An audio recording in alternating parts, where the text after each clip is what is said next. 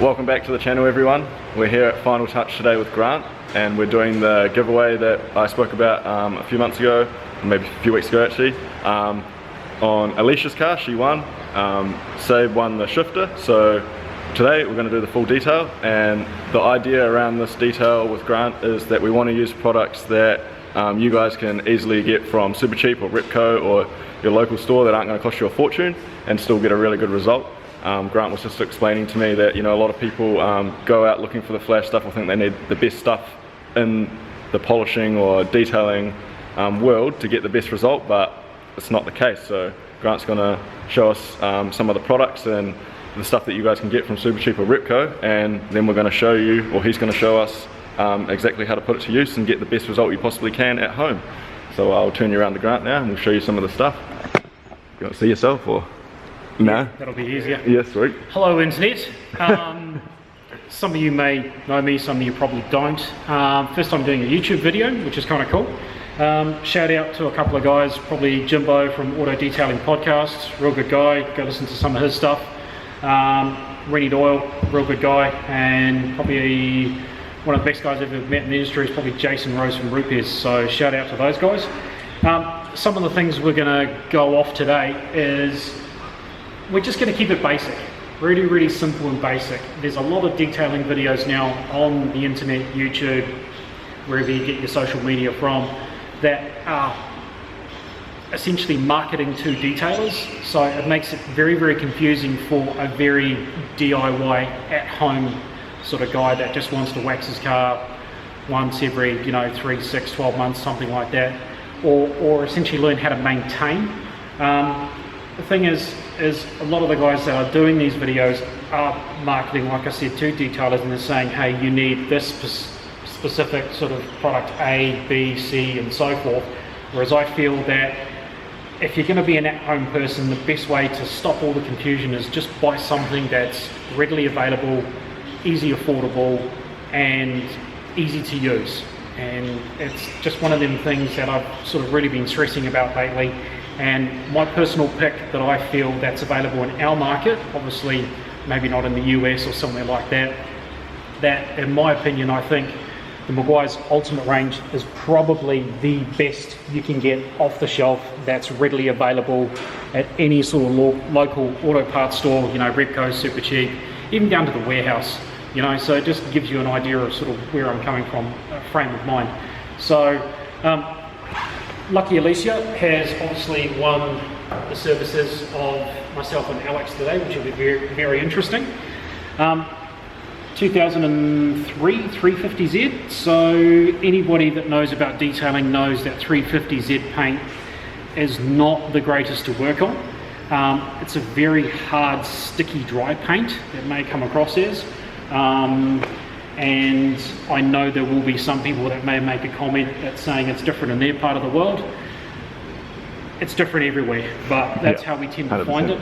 Yeah. Also, the other ones that are a little bit funkier, like 350 GTs. Anything I think that was designed outside of the Japanese market. Obviously, for example, like Lexus, they're actually painted in a different factory to Toyota, and they actually tend to be a lot softer than Toyotas, which a lot of people don't realise. So what we're going to do is with this black 350Z, as Richard Rollins would say, we'll make it shine like a diamond in a goat's ass. And that's the plan today. So I did a test block last night. It's actually fairly okay. It's going to need a damn good clay. So one of the first things we'll do is we'll do a thing what we call a bag test, which will actually help us define how bad the surface is. So first thing we'll do, we'll grab a snap lock bag, which I just happen to have a whole bunch of, because you never know when you need one. He's always prepared. Always. It's going to seem incredibly weird to have this on, but it's the sort of thing, if you just rub your hand across the surface, you can't really hear too much. Yeah. But the crazy thing is, this will actually pick up just about everything that you can feel in the surface. So when you actually run it across, it feels incredibly weird. Now, you try the same, Alex, and you're going to feel, this is going to feel completely weird. See, I'm learning as well, guys, so this is a good experience for me, but give it everything a go. Oh yeah, you guys obviously can't feel this at home, but it's crazy. It's crazy. You should try it. So if you ever want to know what your paint feels like, definitely do that. And as a comparison, we'll just run it over the test spot from last night, and you actually feel a huge difference of where a surface has been clayed and hasn't. Oh yeah, no, that's insane. Yeah, that's insane. So we'll get cracking on with some clay first. Pretty simple. Everyone knows what clay is. You can basically pick up small, simple kits. Like I say, once again, Repco, Super Cheap, places like that. And you'll be surprised what we managed to pull out of the surface on this 350Z. I'd imagine this will go fairly gross and brown pretty quick. Then we'll move on to essentially a wax and grease agent. Always clay before you wax and grease, because any kind of solvent will melt clay, and also alcohol-based cleaners will as well. So that's a little tip. Try not to drop these on the ground. If you do, hiff it. Just don't even bother. You can get alternative ones. For example, some companies do make clay discs, which I don't have from memory. There's also clay towels as well, where it's essentially one half of a microfiber towel, which I've got one over there, and then the other half is a special product that goes on the back of it. So. Oh yep, I've seen these before. Yeah. Yeah. So essentially, you got a microfiber towel on one side, and then you got the actual clay product on the other side. It's quite sticky, eh? Yeah. What I like to do is with these is, if you're using them on a regular basis, keep them in a snap lock bag with like a little bit of lubricant in them, and obviously keep them in a cool place as well. Don't put these in the wash, as one of my friends learned that it ended up in a wash and then it ended up in a laundry dryer. It actually melted to the inside of the drum. And once again, same situation as well. Don't use anything alcohol based or solvent based, because this product will melt, it will dissolve. But good thing is with these, if you drop them, you don't have to throw them away. Just give them a rinse, because it's designed to not essentially stick. It's not like traditional clay, but we're going to use traditional clay on this just so we can show you the amount of basically junk we are pulling out of this paintwork. So it'll be interesting to see how it goes. There's quite a few nasty scratches and stuff as well. Once we've played it and dried it down, we'll then, like I say, wax and grease it, and then we'll go through the first step of what we're going to do. Sweet. Give you guys a quick little walk around as well, just to show you it's a bit dirty at the moment. And then yeah, like Grant just said, we're going to give it a bit of a clay. I'll show you guys a little bit of claying, and then I might put the camera down just so we can get through these stages, and yeah, pick you up when there's some more. It's a pretty good dam. Can just pick it up there. There's a bit of a graze. I'll just circle my finger around it. Yeah, the camera can just get it right here. So I'm sure you guys get that out as well. It'll disappear by the end of the day. It'll be like it was never there.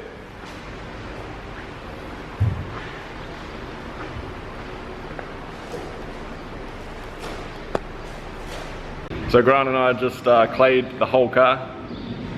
This is what it came out like on one side, and I didn't use the other side so you guys can see the difference. Nice and clean. And this is all the shit that came off with the clay bar. So now you can see this whole car's got watery clay, or like a lubricant and clay and stuff all over it. So I think we're gonna wax and grease it, is that right? Yeah. Yeah, we'll dry it down and wax and grease it. Yeah, so we'll dry it down, wax and grease it, and then that should be the right for us to cut it out after that. Yeah, pretty much. Chuck us that clay bar. As you can see, just basically, as he said, from that to just pulling out all of that crap. So this was brand new. When you end up with your clay essentially like that, just knead it back in. You don't have to throw it out. Squish it all back up, flatten it all out, and you'll be good to go. And then just pop it back in your container. No. Also with clay bars, I do like to leave like a little bit of lubricant in the container as well. Yeah. Otherwise, it will dry out over a period of time. You don't need to clay all the time, okay? It's another one of the big myths, is people think you need to clay your car every time you wash it. That's not true. If you just do that bag test to find out whether your car needs a clay, and if it feels rough, then it needs a clay. If it doesn't, then don't, because this is essentially a form of sanding. But when I mean by sanding, I'm talking very, very high up in the sort of the grit grade. You'd be, say, somewhere, I would say probably around 7,000-8,000 grit, so which is super fine. Yeah, it's almost like you've just had a shave kind of feeling. But that's essentially what clay is. It is a form of leveling. and that's all it really does. It will, depending on the grade of clay as well, because you can get clay in different grades. This is actually a medium grade. They do have a black one which is very aggressive clay. The more aggressive, and the same with those clay tiles as well, the more aggressive they are, you'll actually find they'll flatten out the paint and it does look like you have sanded it. That's what we refer to as clay marring. You'll see it'll actually just look a bit dull, which is okay, because all that's really done is it's just knocked down a lot of that crap that was on there, and it's just smoothed out the surface for you, so it does look like it has been sanded. So we'll dry it down, we'll go over it with wax and grease, because tar on a black car, you can't see it, so we'll get all that cleaned down, and then we'll run through the first step for compounding. And then just the tools I'll be using in the pads as well. It's all very systematic, which is kind of handy. So yeah, we'll see how we go. Let's get into it. We'll get into it. So yeah, like Grant said, we'll show you the system, so just keep it nice and basic for you guys, so you guys know exactly what we're using, so that way if you do want to go and grab it, you guys can. There's no hidden secrets or anything, so yeah, we'll get down to drying this car down.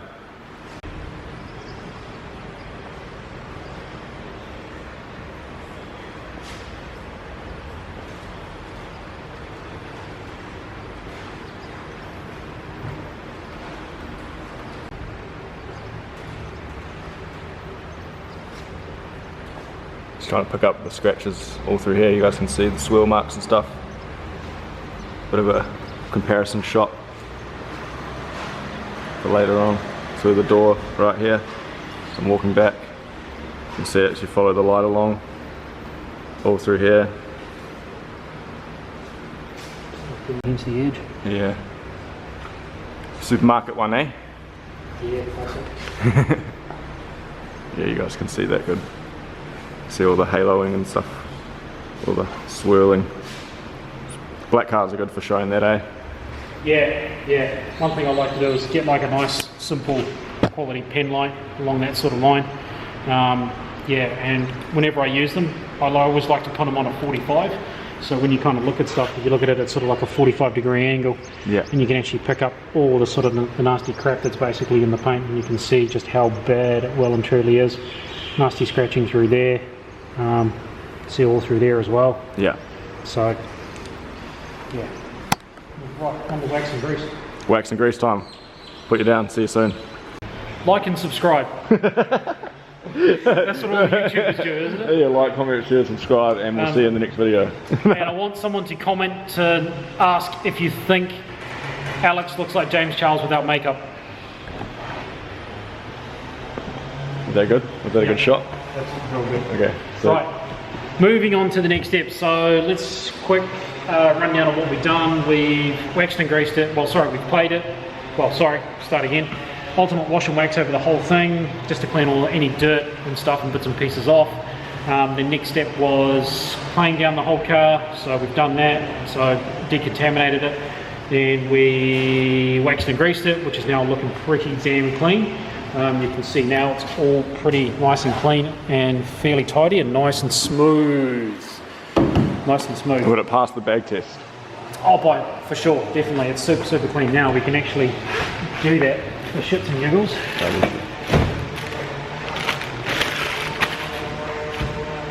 Just super, super smooth now. Run it for yourself. Now it's had a full deep on.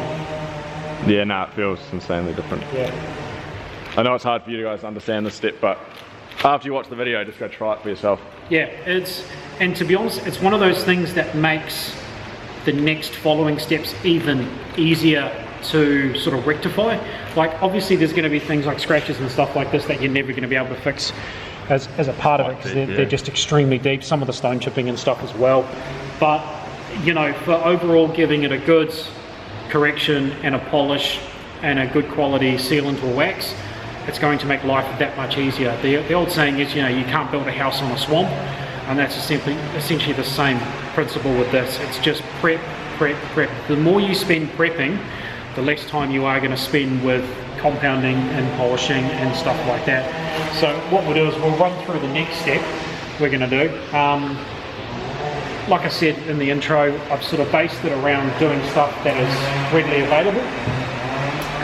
We're going to start off with the Wise Ultimate Compound, which with anything like this, the first thing you should always do is Read the directions on the back of the bottle. This stuff right here, ladies and gentlemen. It's pretty straightforward, and to be honest, if you screw it up, there's obviously something that you're not doing right. So if you're not sure of something, always refer to the directions on the back of the bottle. Otherwise, do some research online through the forum of the manufacturer. There's lots and lots of detailing forums out there, but there's no point if they're just going on bagging on the product, then obviously you found the wrong thing. Like Maguire's has their own one, which is mol.com, Maguire's Online. They've generally got great discussion, great forums, and some of the guys that do work for Maguire's, like one of the guys that I sort of look at is Michael Stoops, great guy, been with Maguire's for well over 20, 25 years. A lot of those guys are very quick to answer if you do have a question, and there's always, with most forums, there's tons and tons of threads that are like previously on that product, so it just gives you an idea. So what essentially we're going to be doing is compounding. The cool thing with the Maguire's range, it's all very much like Lego, which is pretty handy. Like you can use red pad as compounding pad, yellow pad for polishing, and a black pad for waxing. That doesn't mean you can't interchange. Okay, so if your car's, like we're obviously going to have to compound the 350 because it's pretty damn ugly, but if it wasn't too bad, what you could do is you could always just essentially swap them around. You could use ultimate polish with a red pad, or you could use compound with a yellow pad, if that makes sense. So it is like Lego, but before you jump into anything, always do a test spot, because you can learn a lot from doing your test spot. That way you're not sort of having to go, okay, I need to throw nuclear weapons at it, because there's no point. If you don't need to throw nuclear weapons at it, don't. Yeah. You know, just do what the paint requires. So what I would generally do is always start off with the least aggressive method first when doing a test spot, and if you need to, you can always step it up. So if your car's, say, half this bad, what I would probably do is jump on board with a red pad, and then I would probably go with something like ultimate polish. If it wasn't as bad, then you could probably look at like a wax, pretty straightforward, but if that wasn't moving much in the way of defects, then you could probably step up to compound. So tool and machine wise, like there's a whole bunch of variety. There's a lot of guys that are completely repairs mad. Everybody knows pretty much what a Bigfoot is. I know, terrible. Sorry about old mate, we can't really help the fact that he needs to mow the grass. There's lots of machines on the market now, like it's a big craze. And just about every manufacturer that's making a dual action tool now. That just gives you the list of just, you know, I've got a 15, I've got a 21, I've got a rotary, and I've got a duetto, which is a 12mm. So I'm not getting too carried away. Yeah, there are other options available. There's the most common one that people like to use are 8mm polishers. Those are very cheap, very cost effective. I don't have one myself, but I've got something which is going to be the next best close thing to a 12 to an 8mm, which is this 12. Yeah, like I say, there's heaps of companies making them now. There's Zen Tools, Mecpro makes one from Repco. You can get small Rockwell 8mm polishers from Supercheap. So there's a wide variety. You don't need to go out and spend sometimes $500 or $600 on a machine. Like if it comes with a bag and some compounds and some microfibers and like in a kit, then that's definitely worth it. But you don't need to go out and spend $600 or $700 on a polisher. It's the biggest thing I find in our market is there's not enough variety of those sort of smaller, cheaper, more affordable polishers that are readily available. Like you bought your dad a 15mm recently. Yeah. Yeah, what was that worth? Like $600-700, something like that? No, I think a little bit more because it did come with the bag and the polishers and the compound and stuff. Probably close to $1,000. Yeah, it's close to that, I think. Yeah. It was on special. I know that when we brought it, so it wasn't too bad. But yeah. So not everybody's got $1,000 to throw at a machine. I'm lucky enough that I've been doing this for over 20 years now, that I've got, you know, selection of tools. Work also provides me with tools as well.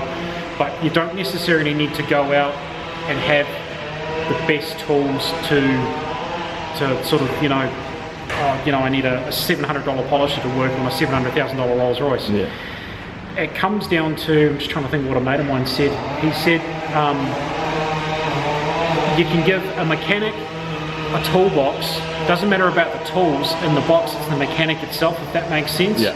So it shouldn't really matter, you know, a mechanic should still be able to fix a car regardless of what the tools are. Yeah. As one of the sayings that I was told once in the spray painting industry is, any person can pick up a spray gun, it's whether that person can do a good job of it or not. Yeah.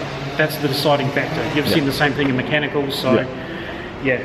So what we'll do is we'll basically get the machine ready. I think we've already 5 panels switched on, so we'll jump into red pad, ultimate compounds, and then we'll go through the steps. So depending on how it cuts up, we may be able to go straight to polish or wax, depending on how it is. I know some people are going to freak out and go, oh my god, you need to polish. Not necessarily. Sometimes it depends on the compound. These compounds are very versatile, and it does make life a lot easier, and they do break down really, really well. So, I mean, if you can cut your time in half by skipping a step, why not, eh? Like, yeah, no, absolutely. You know, there's times where you get one-step products that will do all in one, and then you'll basically can get to a situation where sometimes you can go to just basically a polish, and then you can end up going to something like a quick spray wax or something afterwards, which is quite common.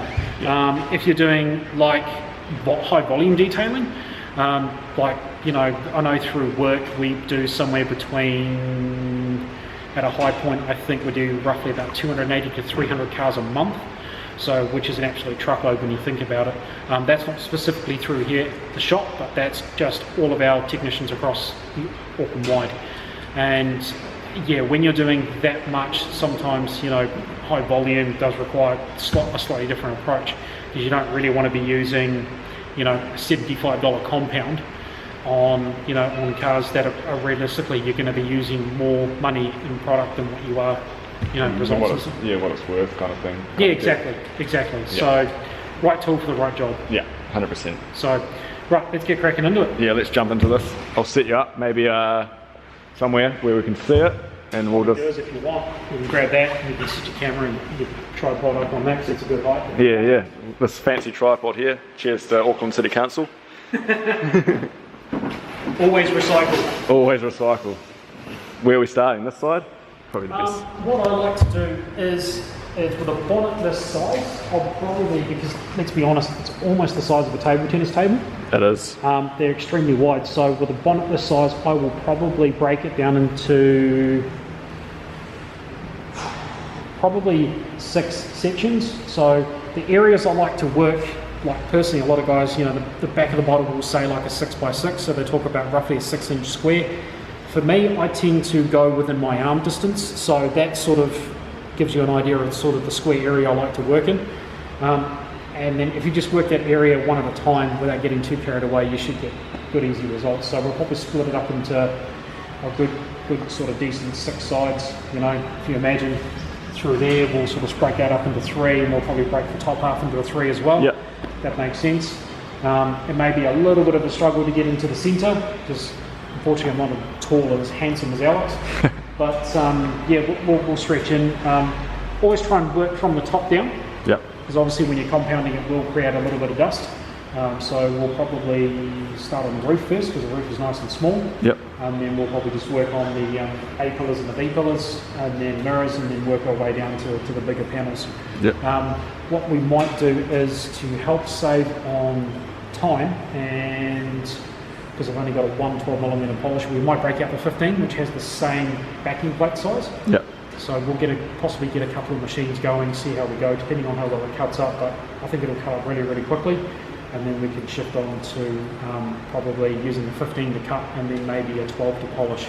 So in that way we can kind of cut down on time. Sweet. Sounds good to me. And we'll get Zeddy looking a lot better again. Zeddy.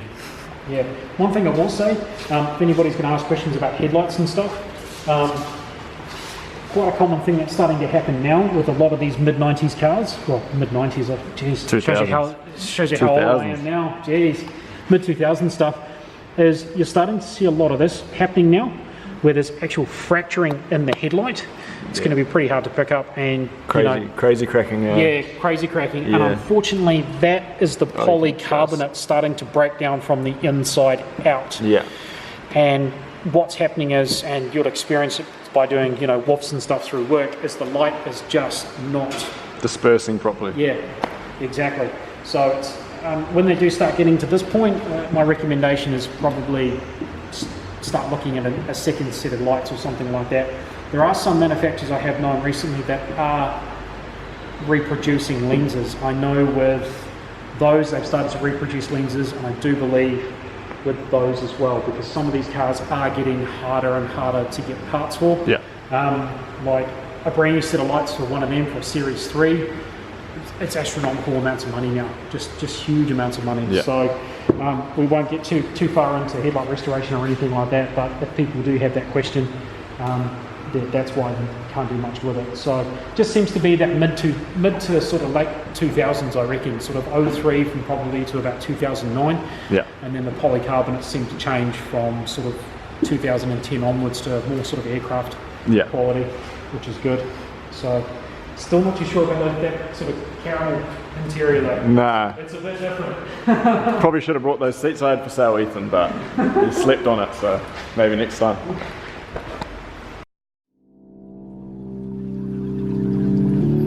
I can't find my way back to you until you make amends with the demons you've been through. And I can't regret leaving you alone until you find your way back home.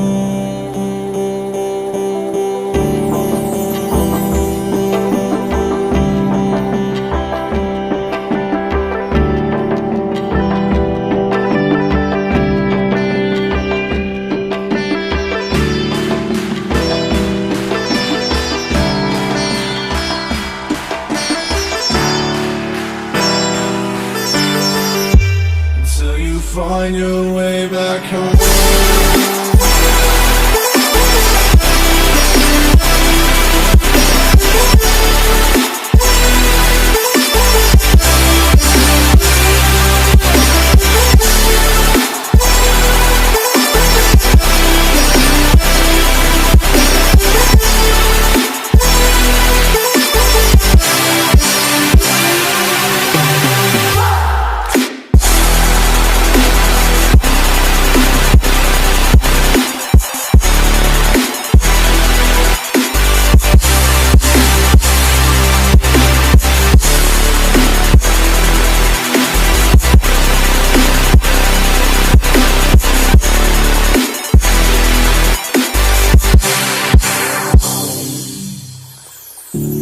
Don't let me drown. Don't let me drown. Don't let me drown.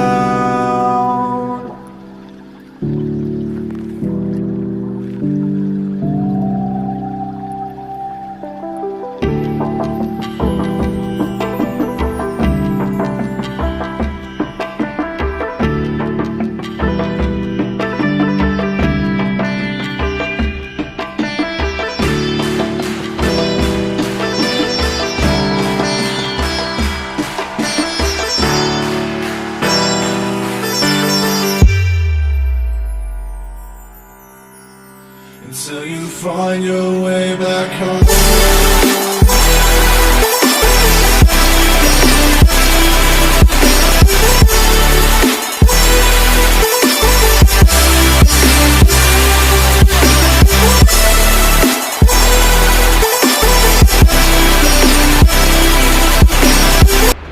So we've just finished turning the music off so we don't get demonetized and polishing the car, and now we're just gonna talk about cutting and polishing. Yeah, that's a good point actually, Grant.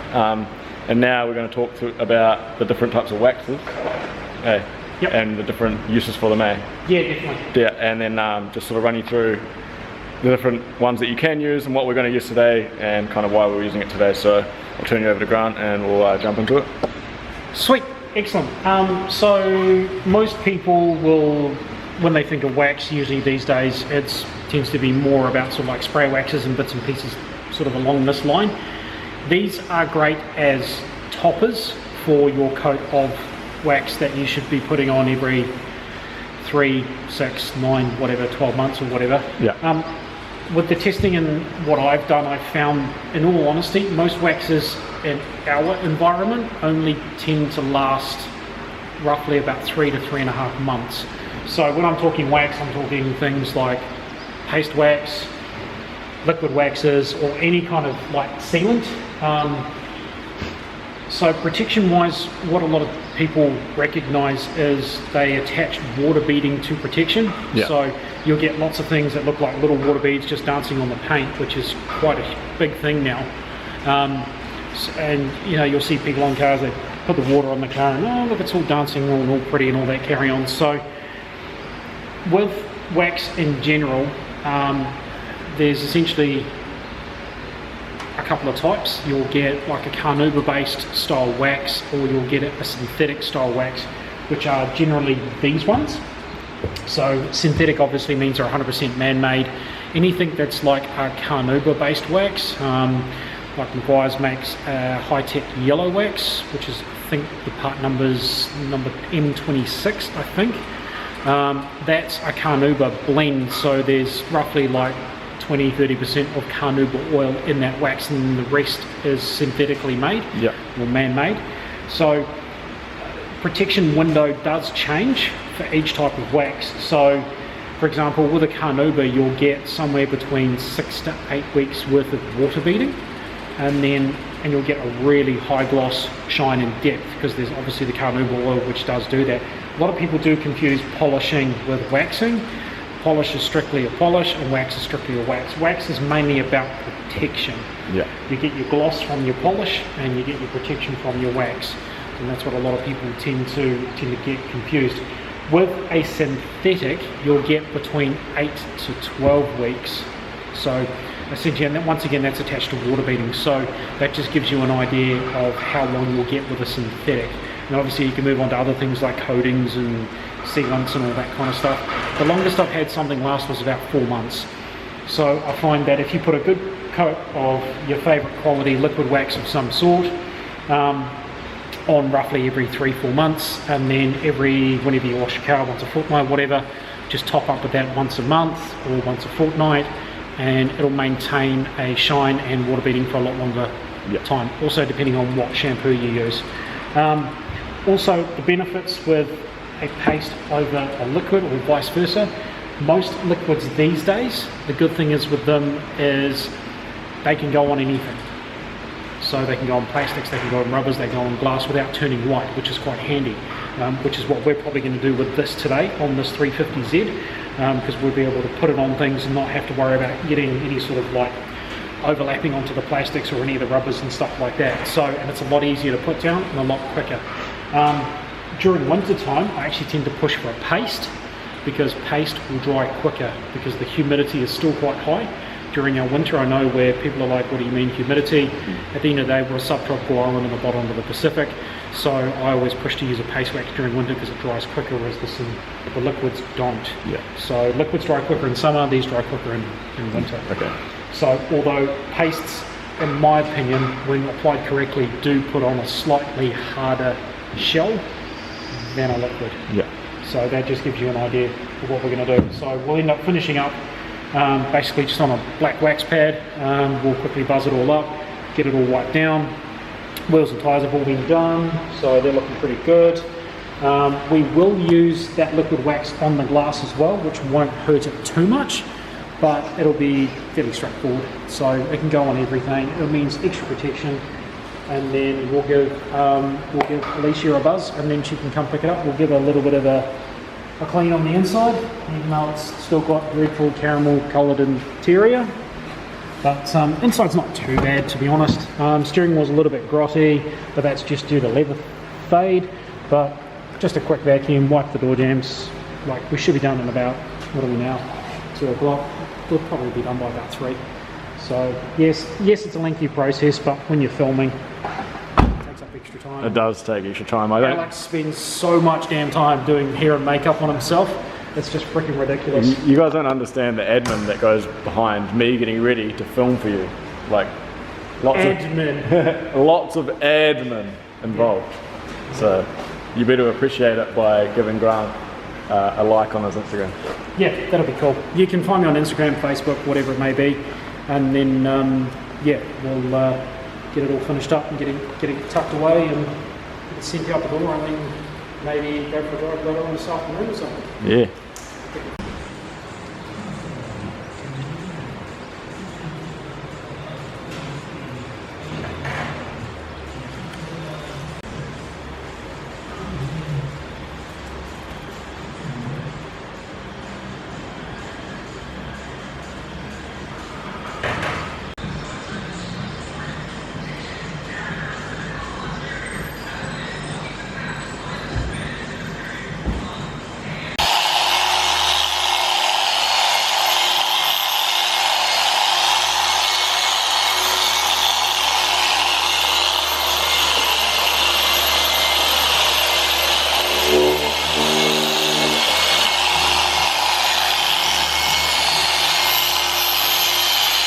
So we just got the car outside now, and just before we wrap it up, Grant's just going to show us one more quick tip that he just told me, which is actually smart. I mean, I'm no professional, and he is, so obviously he's going to know. But yeah, he's going to walk us through it right now real quick, and then yeah, we'll wrap the car up and show you the finished product. So, last little tip that I picked up through the guys at Maguire's UK, which is really, really handy, is when you've finished waxing a car, especially on light colours, after you've wiped it off, sometimes there's usually like a little bit of remnants left over, or you've missed a spot.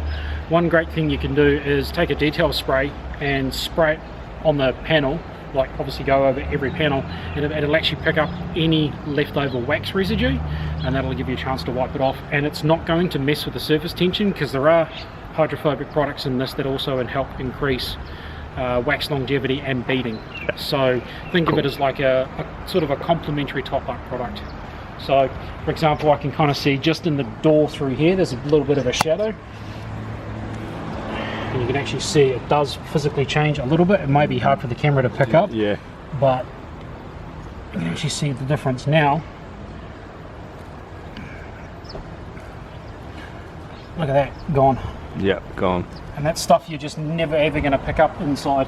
And when you do sort of finish up a car, try and get it outside, like natural light. I know it's an overcast day, but the natural light is going to reveal more than what's inside in your garage at the end of it for that final last minute, even though the lights we have inside are designed for paint correction. So if you can get it nice in those lights, you can generally guarantee you're going to get it pretty sweet out here. Yeah. But that last final step makes a huge difference when it's all finished up. So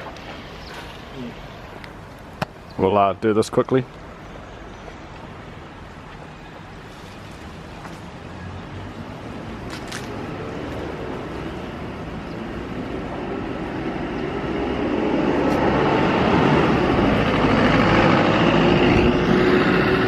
So here she is, finished product.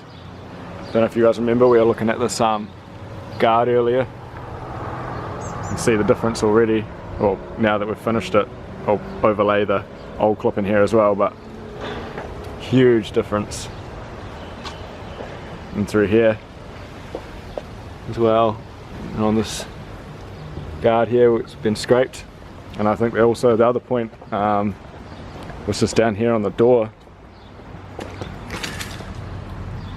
As you can see, you guys can't see fuck all really, apart from the reflection of the building, which is good. yeah, so great. Come out mint. And like we were saying at the start of the video, Grant really wanted to do this so that way you guys at home could potentially do something to this level in your garage with stuff you can find from Supercheap and Repco. So why not give it a go, see what you guys can achieve, and if it's not up to your standard, you can always come here and Grant will fix it for you and make it look mint. It all comes down to a budget. Like realistically, that's probably, if you were to go out and buy everything, you'd probably spend, you could easily get a machine, pads and compounds and everything to go with it for literally less than 300 bucks. And yeah. I've worked it out, like you're not going to get concourse level correction, but if you want this kind of leveled stuff, you don't need to go out and spend $1,000 bucks. No. You just don't. So yeah.